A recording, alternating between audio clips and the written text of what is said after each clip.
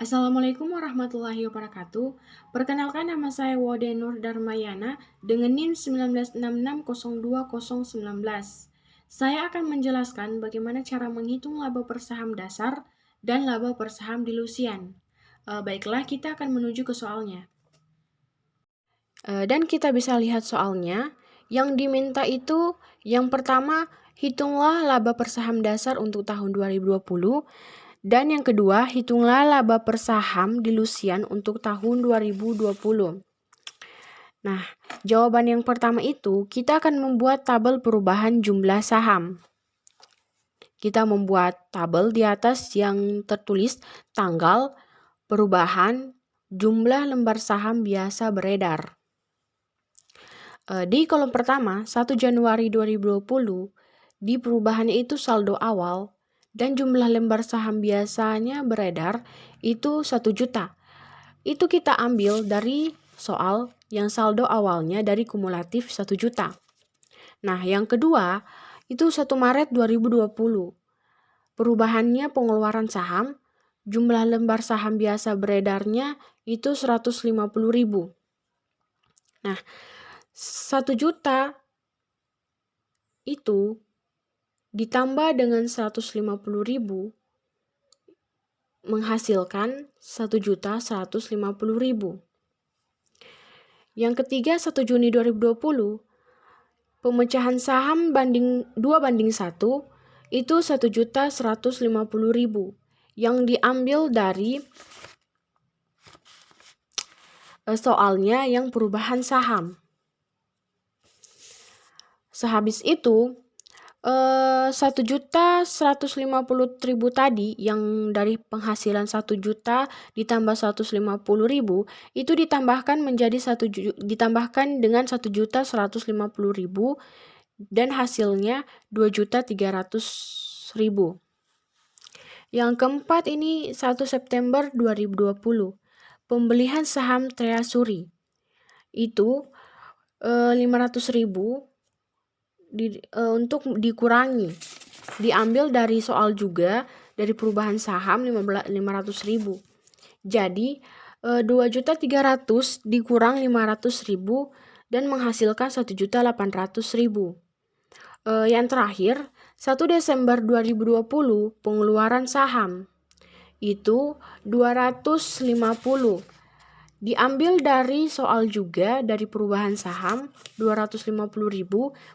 Jadi 1.800.000 ditambah 250.000 dan saldo akhirnya itu menjadi 2.050.000. Selanjutnya kita akan membuat tabel perhitungan jumlah rata-rata tertimbang saham, di mana tabelnya berisi tanggal, jumlah saham beredar, penyajian kembali, faktor pembobot, jumlah rata-rata tertimbang saham. Nah, tanggalnya ini yang pertama itu 1 Januari ke 1 Maret. Nah, jumlah beredarnya 1 juta. 1 juta ini diambil dari saldo awal yang 1 Januari ke 1 Maret. Penyajian kembali itu 2. 2 itu dari pemecahan saham 2:1. Jadi penyajian kembaliannya 2. Faktor pembobotnya 2/12. Kenapa bisa 2? Karena 1 Januari ke 1 Maret itu 2 bulan, yaitu Februari, Maret. Jadi 2 bulan per 12. Jumlah rata-rata tertimbang saham itu Rp333.333. Nah, dari mana? Dari 1 juta dikali 2 dibagi 12, jadi hasilnya Rp333.333. Selanjutnya 1 Maret ke 1 Juni. Jumlah saham beredarnya 1.150.000, penyajian kembali itu 2, faktor pembobotnya 3/12. Kenapa bisa 3? Karena dari 1 Maret ke 1 Juni itu 3 bulan, yaitu April, Mei, Juni, jadi 3 bulan. Nah, jumlah rata-rata tertimbang saham Rp575.000. Dari 1.150 dikali 2 dikali 3 dibagi 12, jadi hasilnya 575.000. Selanjutnya 1 Juni ke 1 September. Jumlah saham beredarnya 2.300.000, penyajian kembali tidak ada. Kenapa tidak dicantumkan 2 lagi? Karena pemecahan saham itu hanya untuk awal tahun saja. Seperti itu. Jadi lanjut, faktor pembobotnya 3/12. 3 itu dari 1 Juni ke 1 September 3 bulan. Juli, Agustus, September. Jumlah rata-rata tertimbang saham itu 575.000. Dari 2.300.000 dikali 3 dibagi 12, hasilnya 575.000. Selanjutnya 1 September sampai 1 Desember. Jumlah saham beredarnya 1.800.000. Penyajian kembali sudah tidak ada. Faktor pembobot 3/12. Kenapa bisa 3? Karena dari 1 September ke 1 Desember itu 3 bulan. Bisa dihitung Oktober, November, Desember itu 3 bulan. Jadi 3/12. Jumlah rata-rata tertimbang saham itu Rp450.000. Dari 1.800.000 dikali 3 dibagi 12, hasilnya Rp450.000. Selanjutnya 1 Desember ke 31 Desember, jumlah saham beredarnya 2.050.000.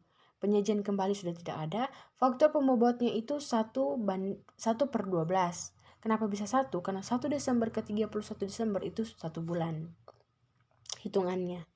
Jadi jumlah rata-rata tertimbang saham Rp170.833. Dari 2.050.000 dikali 1 dibagi 12, hasilnya Rp170.833. Setelah itu jumlah rata-rata tertimbang saham yang beredar. Jumlahnya itu dari perhitungan dari Rp333.333 sampai dengan Rp170.833 itu ditambah jadi menghasilkan Rp2.104.166. Setelah itu kita selanjutnya laba bersih residual sama dengan laba bersih dikurang dividen saham preferen.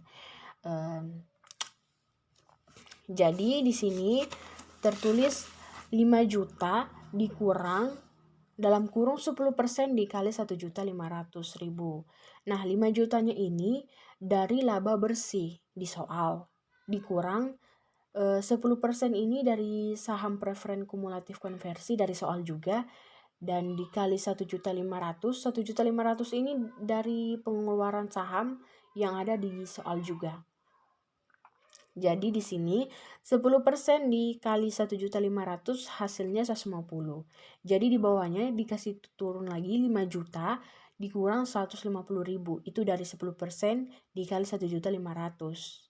Jadi 5 juta dikurang 150.000 hasilnya 4.850.000. Selanjutnya perhitungan laba per saham dasar. Laba per saham dasar memiliki rumus yaitu laba per saham dasar dibagi laba sama dengan laba bersih residual dibagi jumlah rata-rata tertimbang saham. Nah, laba bersih residual diambil dari jumlah laba bersih residual sama dengan laba bersih dikurang dividen saham preferen. Yang 5 juta dikurang 160.000 hasilnya 4.850.000. Jadilah laba bersih residual 4.850.000 dibagi dengan jumlah rata-rata tertimbang saham biasanya. Diambil dari tabel perhitungan jumlah rata-rata tertimbang saham yang jumlahnya yaitu Rp2.104.166. Selanjutnya 4.850.000 dibagi Rp2.104.166 itu yaitu 2,3. Selanjutnya kita akan bikin tabel yang di dalamnya berisi informasi laba, jumlah rata-rata tertimbang saham, dan LPS. Nah, kolom pertamanya laba bersih residual, informasi labanya 4.850.000.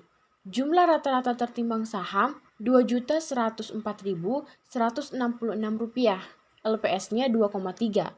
2,3 ini berasal dari 4.850.000 dibagi Rp2.104.166, itulah hasilnya 2,3. Jadi LPS dasarnya yaitu 2,3. Setelah itu laba per saham di Lusian untuk tahun 2020. Kita akan membuat tabel peningkatan laba yang dapat diatribusikan kepada pemegang saham biasa atas pengonversian efek berpotensi saham biasa. Dalam tabel tersebut ada peningkatan laba, peningkatan jumlah saham biasa, laba per saham incremental.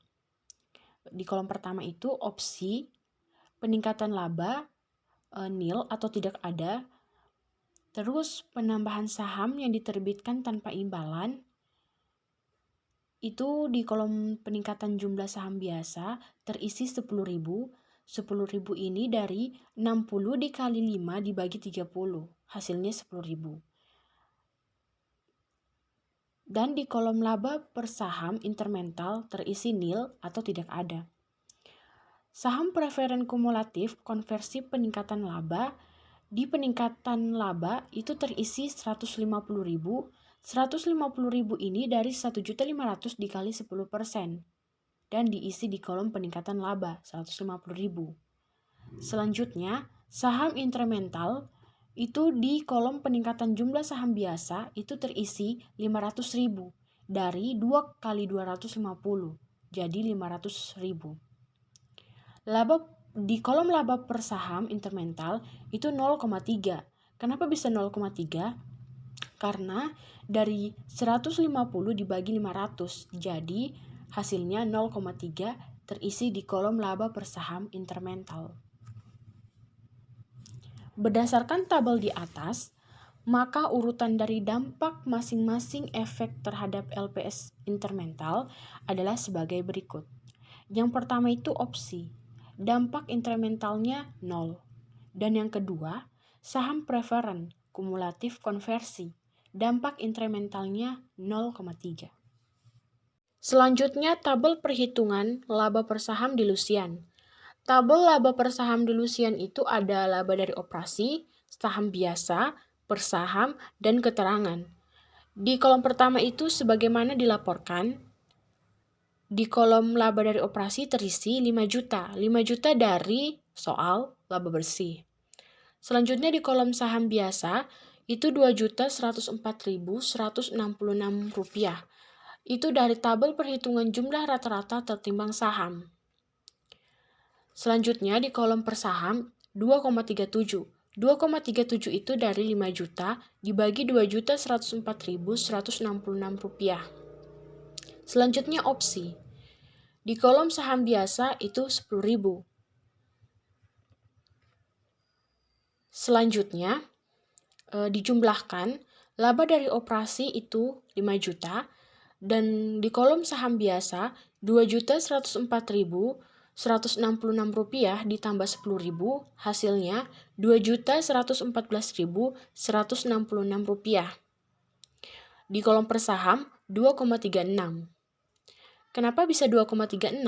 Dari 5 juta dibagi 2.114.166 rupiah. Jadi hasilnya 2,36. Keterangannya dilutif. Mengapa dilutif? Karena per sahamnya lebih kecil dari per saham sebelumnya. Selanjutnya saham preferen kumulatif konversi. Di kolom laba dari operasi itu 150.000. Dan di kolom saham biasa itu 500.000. Nah, ini lagi dijumlahkan, ditambahkan dari 5 juta ditambah 150.000 hasilnya 5.150.000. Dan di kolom saham biasa 2.114.166 rupiah itu ditambah 500.000 hasilnya 2.614.166 rupiah. Di kolom per saham itu 1,97. Kenapa 1,97? Karena 5.150.000 dibagi 2.614.166 rupiah itu hasilnya 1,97 dan keterangannya dilutif karena per sahamnya lebih kecil dari per saham sebelumnya. Dan itulah tadi penjelasan dari perhitungan LPS dasar dan LPS dilusian. Selanjutnya, saya akan menjelaskan investasi instrumen ekuitas. Berdasarkan ada tidaknya pengaruh signifikan atau pengendalian yang dalam beberapa kasus dapat ditunjukkan dari presentase kepemilikan di instrumen ekuitas. Perlakuan akuntansi untuk investasi di instrumen ekuitas dapat dibedakan sebagai berikut. Perlakuan akuntansi investasi di instrumen ekuitas berdasarkan persentase kepemilikan kurang dari 20%. Perlakuan akuntansi menggunakan nilai wajar mengacu pada PSAK 55, revisi 2014, dan tidak ada pengaruh signifikan. Persentase kepemilikan 20% dikurang 50%. Perlakuan akuntansi menggunakan metode ekuitas pada PSAK 15 revisi 2013 dan tidak terdapat pengaruh signifikan. Persentase kepemilikan di atas 50%, perlakuan akuntansi menggunakan metode konsolidasi dengan acuan PSAK 65 dan pengendalian. Investasi instrumen utang. Investasi perusahaan di instrumen utang diatur dalam PSAK 55, revisi 2014. Investasi instrumen yang dapat diklasifikasikan sebagai berikut. Yang pertama, aset keuangan yang diukur pada nilai wajar melalui laba rugi. 2. Investasi dalam kelompok dimiliki hingga jatuh tempo. Yang ketiga, pinjaman yang diberikan dan piutang. Yang keempat, aset keuangan yang diklasifikasikan dalam kelompok tersedia untuk dijual. Pada setiap akhir periode pelaporan, entitas harus melakukan evaluasi untuk menentukan apakah terdapat bukti yang objektif bahwa aset keuangan mengalami penurunan nilai. Penurunan nilai terjadi jika jumlah tercatat aset melebihi nilai terpulihkan. Dimungkinkan dilakukan reklasifikasi antar kategori aset keuangan sesuai dengan persyaratan yang diatur PSAK 55 revisi 2014. Itulah tadi penjelasan dari perhitungan laba per saham dasar dan laba per saham delusian dan penjelasan singkat dari investasi instrumen ekuitas dan utang. Lebih dan kurangnya mohon dimaafkan. Wabillahi taufiq wal hidayah. Wassalamualaikum warahmatullahi wabarakatuh. Terima kasih.